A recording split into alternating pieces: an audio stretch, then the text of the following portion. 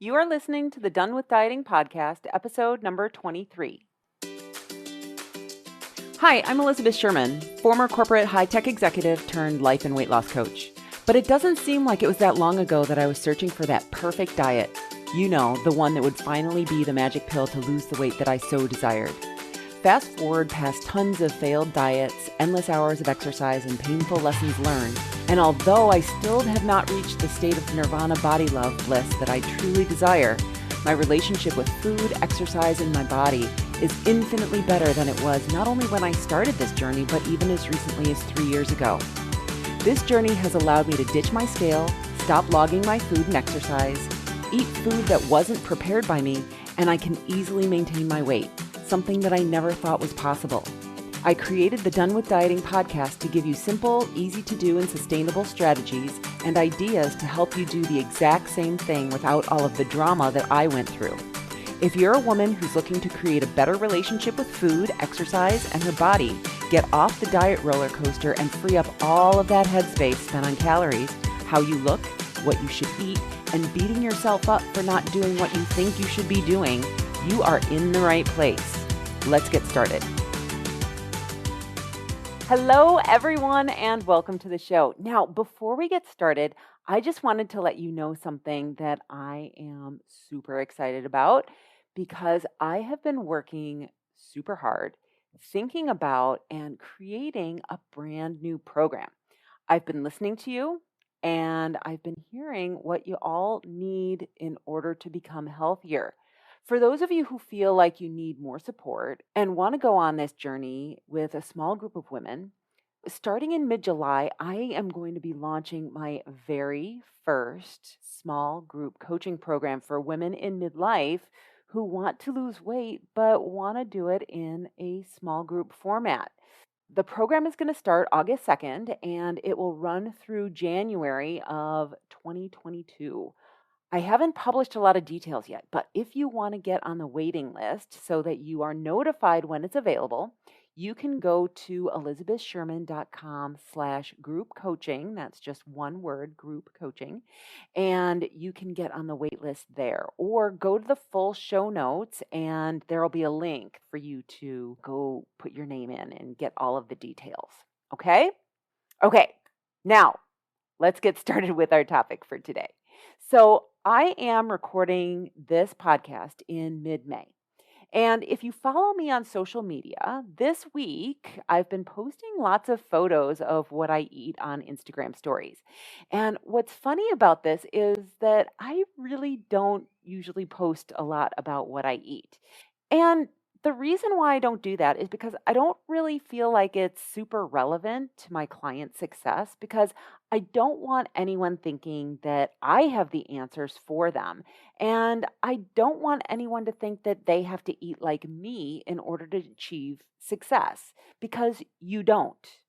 But anyway, so recently I posted something about what I eat and how I eat. And you don't want to eat what I eat because, well, one, you might not like it, but two, our bodies are totally different. And so therefore, everyone needs to eat something a little bit different. And this is how I work with my clients. I help them figure out what's right for them. And so what was really interesting was that I had a bunch of people reach out to me saying, "Hey, I want to know what you eat. I would love to know that." And so I was really reluctant to do it because, well, first of all, I don't want anyone to think that the way that I eat is the right way.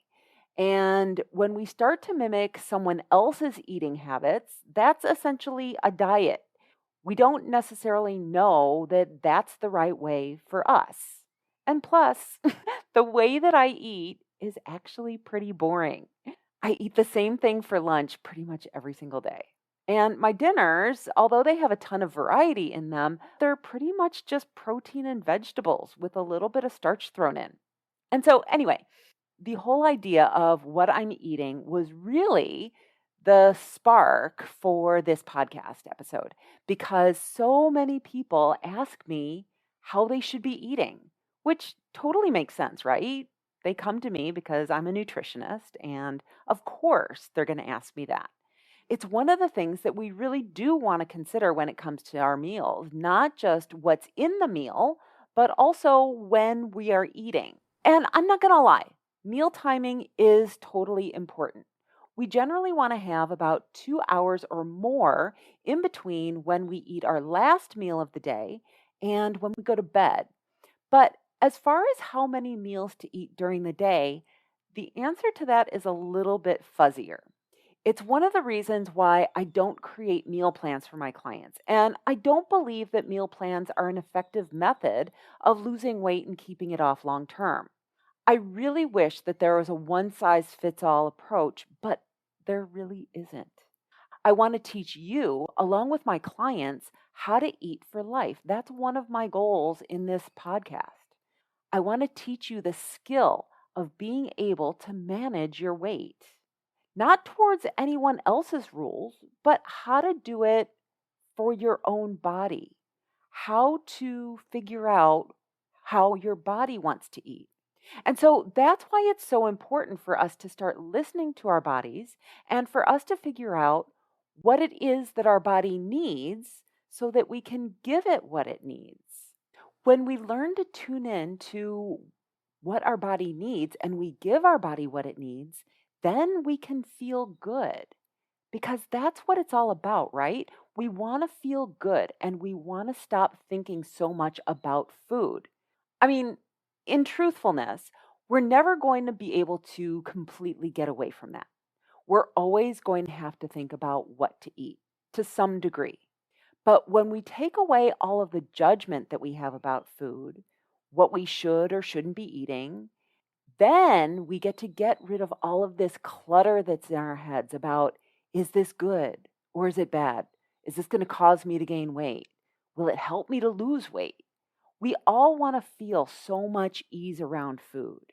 And so when we're able to tune in to how food makes us feel, then we can automatically release all of those external rules that we have. So that's why I wanted to talk today about how to figure this out for yourself. And this process involves one of the most important tools when it comes to weight loss: learning how to eat just enough and the hunger scale. Now, nutritional advice over the years has changed so much. When I started my journey, the advice that was given then was to eat 6 small meals a day so that you could stoke your metabolism all day long. I just think about that. That's just so funny. The idea was that because we burn calories through the process of digestion, that we could burn more calories all day long if we kept eating. Now, I tried that and it didn't work for me. But there are lots of different eating protocols today. There's eating 6 meals a day, like I just talked about. There's the traditional method of eating 3 square meals. Okay, and there's nothing wrong with that. I mean, people did that for years and years and years. Today, we also have intermittent fasting. You can eat just 2 meals a day. And then there are even some protocols where people eat only 1 meal. The one thing that I can say for sure is calories in versus calories out matters. Eat more calories than you burn, and you are going to gain weight. Eat fewer calories, and ideally, you will lose. Okay, there are some asterisks in there, but eat the same number of calories that your body needs, and you'll maintain. So, again, all of this is with a few little asterisks and footnotes. There's some deviation in there. But for the most part, calories in versus calories out matters. And how you spread that out through the course of the day doesn't really matter a lot, but it may work differently for everyone's different body type. And so going back to the main question, how many meals should we be eating in a day? I know that you're going to be really upset with me for this answer, but I think it really depends on a couple of different things. It depends on how your body processes food. So, in other words, how quickly you get full and how quickly you get hungry. You'll also want to take into consideration your schedule, right? Like, when is it convenient for you and when do you have time to eat? And then the third thing to consider is, how do you like to eat? I have clients who come to me all the time and they like to graze throughout the day, and that's totally fine. I personally like to eat sizable meals. And that's one of the main reasons why that whole 6 meals a day didn't really work for me very much. Because when I was eating 6 small meals a day, I didn't really feel like I was getting enough food at one meal. So, in order to determine how many meals you should be eating, I think those are some of the things that you need to consider. Like, what's my schedule? When am I available to eat? When do I want to eat? Can I bring my lunch? Do I have to eat at a restaurant or a cafeteria? Do I want to eat with my friends or family? Do I want to eat with other people or alone? Which meals are important to me? Do I like breakfast food? And what is ultimately important? And when you can start to think about what meals are important and why, then that's going to be a really good indicator of how you should be eating. So that's the first thing. But then the second piece to that is really tuning into your body's natural biorhythms and hunger. So, are you someone who isn't really hungry in the morning and you've been choking down breakfast for the past 30 years because, quote unquote, breakfast is the most important meal of the day, right? You've been taught that. And so now you're eating it, but it's really not doing a lot for you.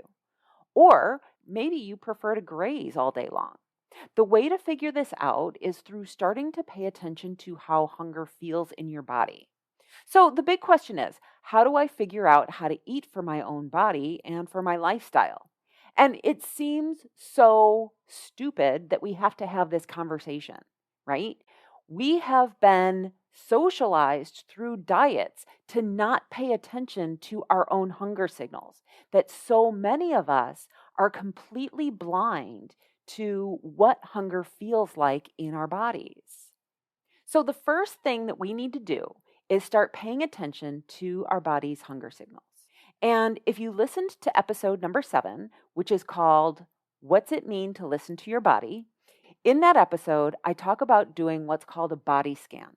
And so, for the first week or so, I recommend that you do body scans.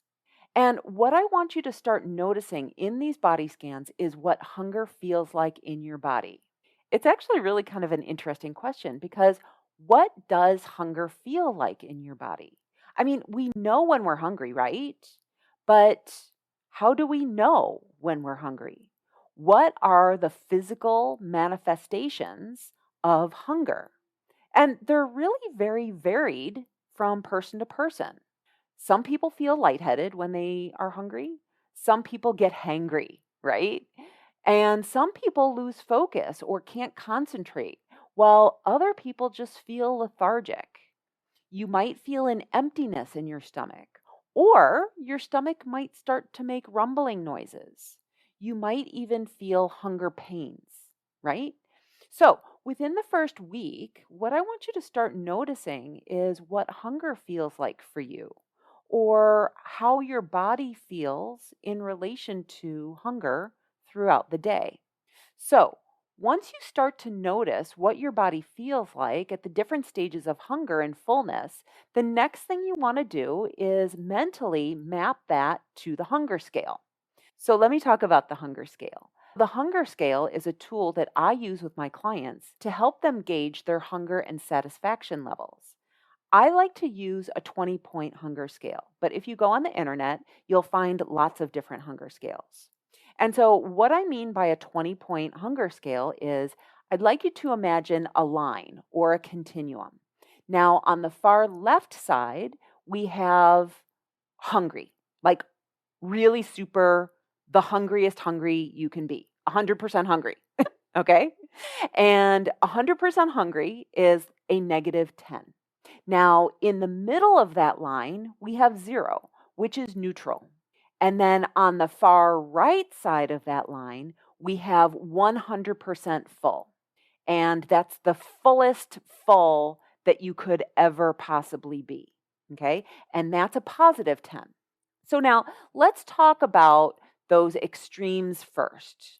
So if you do a body scan right now and tune into your hunger, if you ate between 1 and 4 hours ago, you're probably feeling pretty neutral right now, which means you're neither hungry nor full. You just feel normal. And that's what we usually feel most of the time, right? And so that's a 0. Now, -10 or 100% hungry is thinking like, oh my God, I am so freaking hungry that seeing the person next to me, their head looks like a hamburger.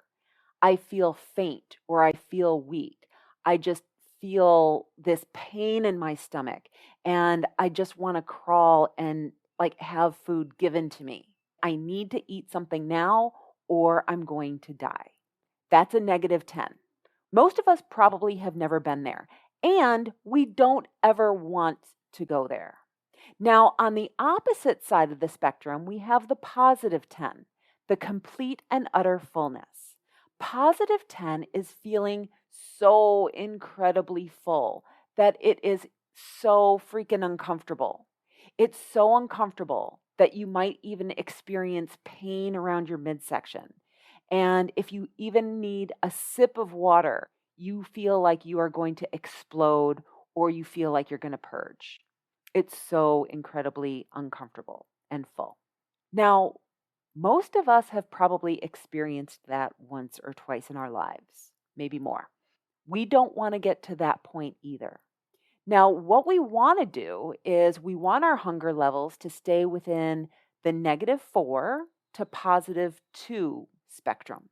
And I'll explain that a little bit more in just a little bit. But again, the first steps that I want you to take in observing how your body feels is observing the hunger scale, starting to notice how your body feels when you're slightly hungry, when you're getting hungrier, when you're past the point of where you know you should be eating, and then when you're really hungry. And then do the fullness side as well. How does neutral feel? How does it feel to be satisfied? Slightly full, a little overfull. And I'll tell you that this skill is so super freaking important when it comes to managing your weight without needing to log your food or do anything like that, because I know that between the point of being satisfied and being full, I've logged it before. I can eat a number of calories in the hundreds, if not thousands. So, really starting to get familiar with how your body feels when you are at different points in the hunger scale. Now, once we start observing how our body feels at different points in the hunger scale, then the next step is to start eating when we are at a -4. And then we stop eating when we've had just enough, when we're at a +2 on the hunger scale. So, what that feels like is I'm not hungry anymore. I know that I'm not full. I could certainly eat more, but I know that if I don't, that I'll be okay. Now, you might be asking yourself, well, okay, Elizabeth, but why are you suggesting that we start eating when we're at a -4, but we stop eating at a +2? And I'm sure you've heard before that it takes about 20 minutes for our brain to realize that we're full. If we stop when we're at a +2, ideally in about 20 minutes, we'll hit that +4. Because if we stop at a +4, then probably what's going to happen in 20 minutes is we're going to feel overfull, maybe a +6 or a +8. And that's going to be uncomfortable. Now, although everyone is different, we want our meal intervals to be about 4 hours apart.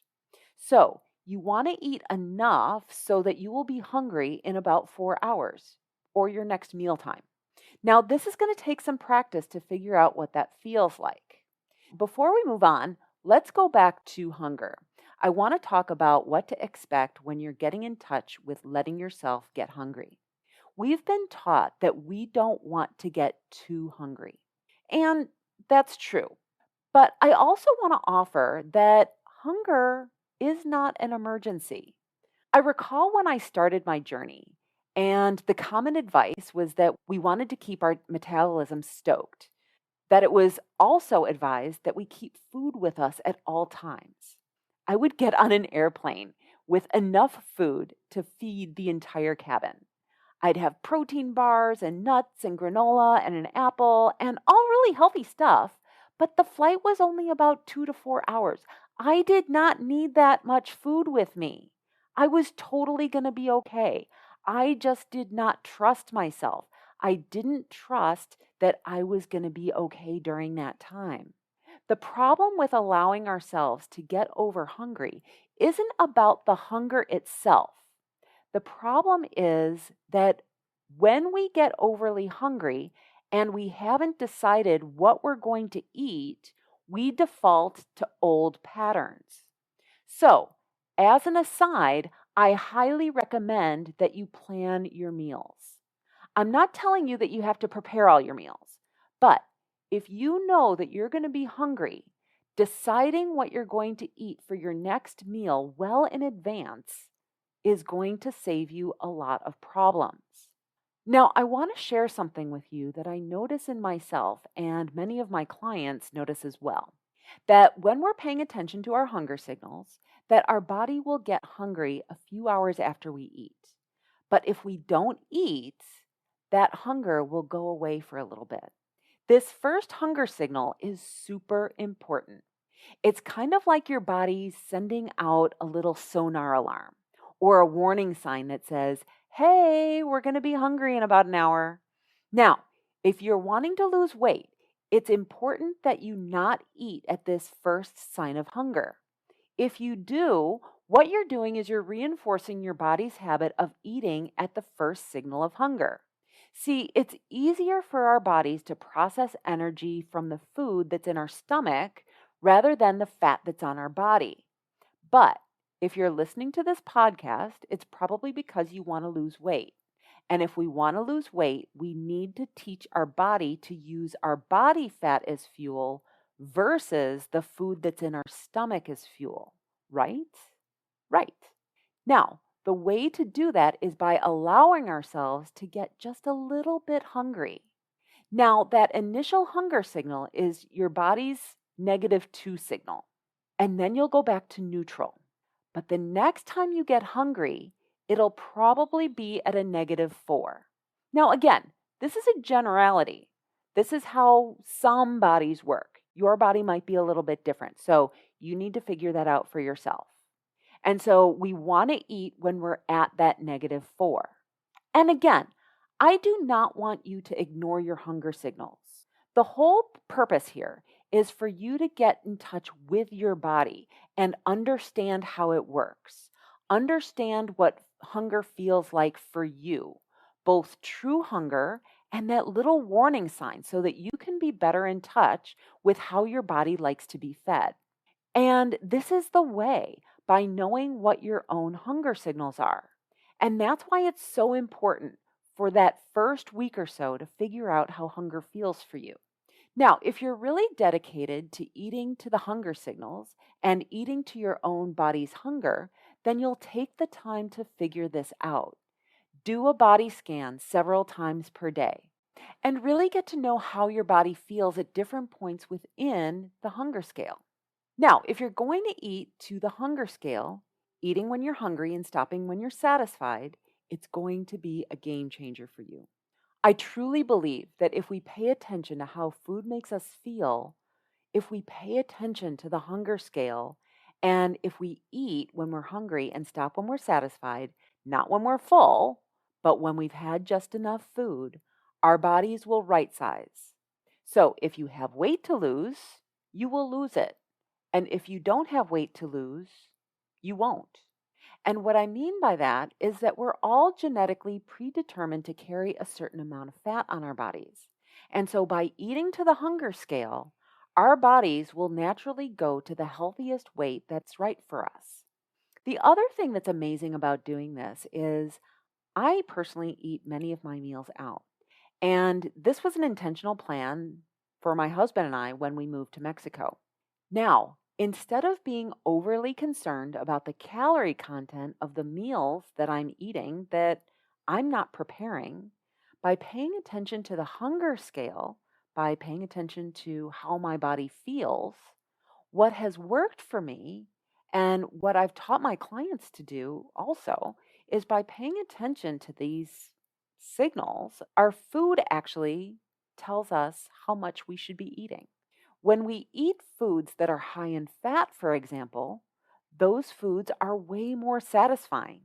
And so, as long as we're not eating them quickly, and if we're eating them slowly and with intention, then we will feel full on a smaller volume of food. And so that's actually a really good tip. Let me talk about that for a second.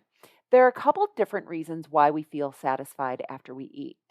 The first is the weight of the food that's in our stomach. So, heavy foods will make us feel more satisfied. Rice cakes, for example, don't make us feel satisfied, right? So, foods that are higher in water content, like vegetables, those make us feel more satisfied. The second signal that our body looks for when feeling satisfied is the lining of our stomach gets stretched just a little bit. And when that happens, again, the signals go to our brain telling us that we've had enough food. So, foods that are large and bulky tend to make us feel a little bit more satisfied. So, again, vegetables.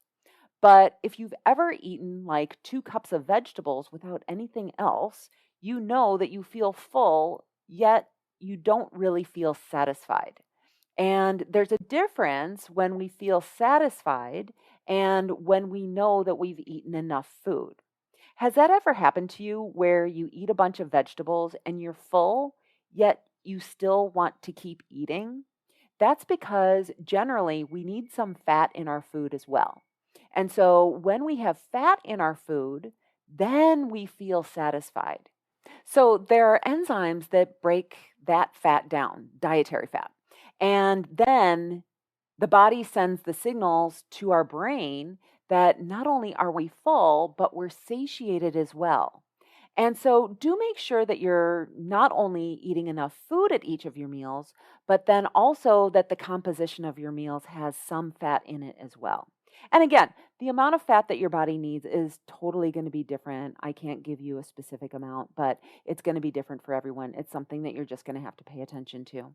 So, some of you may need more carbohydrates in your system, some may need more protein, and that's going to be something that you get to observe. And, what was in my meal? How did it make me feel? Okay. So, that's just a little bit of a tangent. I know I've been on a couple of them on this episode. Now, in learning how to eat to your body's hunger signals, there are a couple things to watch out for. First, if you haven't paid attention to your hunger signals before, and if you've never eaten to your hunger before, if you've only eaten to the clock or to a diet that has told you when to eat, then this may feel really uncomfortable for you. And you're probably going to make some mistakes because this is learning a new skill. And when we learn new skills, guess what happens? We fail. And so, what that might look like is a couple of different things. One is you may overeat. That's okay. You're learning. Have some compassion for yourself. And so, notice how much food you fed yourself and just try to cut back a little bit. And that's actually another really good tip. So, as you get better and better at your hunger signals and eating to your hunger signals, what I'm going to suggest is that you cut down the amount of food that's on your plate by about 20%. And the reason why I say 20% is that that's what the eye can't see. The eye really can't see 20% less food. It's kind of like when you go into a restaurant after you haven't been there for a while and you're like, hey, wait a minute. This portion used to be bigger, right? Or is it just me? I don't know. So it's kind of doing the same thing to yourself. So cut back on the amount of food that you're giving to yourself by about 20% and see, is that enough food? Now, here's something that's really interesting that happened to me when I started doing this in my journey. So, first of all, I want you to be aware that when I started doing this myself, when I was learning how to eat to my body's hunger signals, it probably took me a good 18 months before I really had a handle on it. I don't know, maybe I'm a slow learner. I have clients that have figured it out within a few months, and I have clients who it's taken a little bit longer, but it took me a good 18 months to really feel confident that I didn't need to be constantly paying attention and asking myself where I was on the hunger scale mid meal. I just naturally started checking in with myself. I didn't really need to pay super close attention to how much I was plating myself and checking in with myself throughout the meal to see if I had enough. And in all honesty, I do occasionally still overeat, although that is the exception and not the rule. Where when I started out, overeating was normal behavior. But the other thing that was so super surprising in my journey was that I felt a ton of sadness in this process. It brought up just so much discomfort and emotion for me. Getting up from the dinner table and not being full, but rather being satisfied, felt so awkward to me. It felt like, I don't know, it just felt really uncomfortable. I can't explain it. And probably because overeating was such a familiar feeling that feeling satisfied and not overfull just felt super uncomfortable to me. It felt unfamiliar, and that unfamiliarity really brought out some sadness. It was like I was breaking up with food. We were changing our relationship. It was a relationship that I had gotten used to, that I thought I loved, but really didn't serve me. And it really surprised me how emotional I got about not being able, and I say that with quotes around it, not being able to be full. But I want you to remember that this is your choice. And for me, it was more important for me to have a healthy relationship with food and be able to eat a normal amount. And once I realized that I was consistently overeating, I wanted to change that. I didn't want to keep overeating. It just wasn't important to me anymore. And so it's going to take some time for you to figure out how to navigate this whole process. Like, what does satisfied feel like versus full? Also, remember that when you get up from the dinner table and you feel satisfied and not full, like one of the thoughts that I had going around in my head was, what if I get hungry again? And I just want to suggest that if you get hungry again within the 4 hours, you can totally eat again. It's okay. Now, you might make some unintentional mistakes, meaning that you may let it go a little bit too far, or your schedule doesn't align with your meals. And eventually, what will happen is as you get more familiar with the hunger scale, let's say that you go out to dinner with friends and you're not really hungry, but you know that you're not going to be able to eat for the next few hours. Maybe you're going to a play or a movie. So, in those cases, you're going to do a little bit of preemptive eating, knowing that you're not hungry right now, but if you skipped, that you're going to be really super hungry later. So, go ahead and eat. It's totally okay. So, again, I want to invite you to be compassionate with yourself throughout this whole process. Yes, you are going to get over hungry and you're going to make mistakes. And when we get over hungry, sometimes we overeat. But if you can pay attention to your hunger signals and also have a plan of what you're going to eat when you do get hungry, it's all going to be okay. Get to know how hunger feels in your body. And if you do a little bit of planning for your meals, those skills together are going to give you the results that you're looking for. Eating to the hunger scale is a tool that is so crucial in this process. If you want to feel effortless around your food, if you want to manage your weight without someone else telling you what to do, without measuring, weighing, or logging your food, then this is the process that you take to do that. Paying attention to how you feel and how food makes you feel is the only way that you're going to get there. That's why learning how to decode your hunger signals and eating to the hunger scale is what I consider to be a foundational or cornerstone habit to your health. It's one of the first things that I teach my clients. It's also going to be the thing that I teach my new group coaching program that I'm launching at the end of July. And so if you're interested in that, as I mentioned before, I'm going to invite you to visit elizabethsherman.com/group coaching. That's all one word. and get on my wait list for the group coaching program. It's my brand new program, and it's going to start August 2nd.